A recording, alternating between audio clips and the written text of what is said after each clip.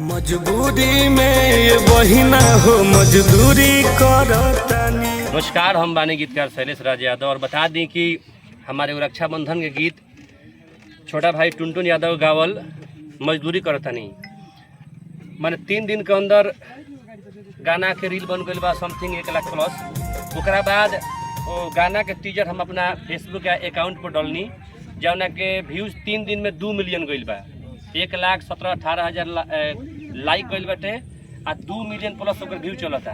ये खुशी में पहला बार हमारा फेसबुक अकाउंट पर 2 मिलियन व्यूज गई बा, वो एगो टीजर के। हमार फॉलोअर्स रहलन 60,000। ये गाना के प्रमोशन के बाद व्यूज गईला के बाद हमारा आज फॉलोअर्स हो गए बारे 16,000। तो ये सब आप सबके बदौलत भइल बा, आप सबके प्यार के बदौलत भइल बा। हम कोशिश करें कि ऐसा ऐसा बेहतरीन गाना आप सबके बीच में हम दियाई और आप सबके मनोरंजन कराई।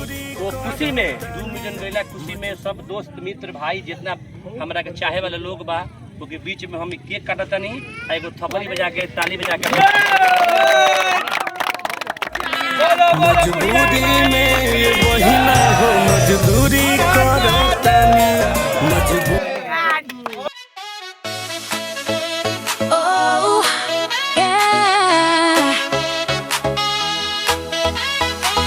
Another year, it's your big day.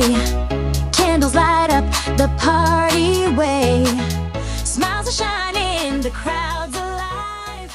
Hello, 2 million हमारा फेसबुक पर गइल बा मजदूरी करतानी।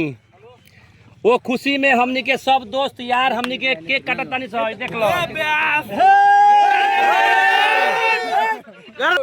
आई love you. Love you too.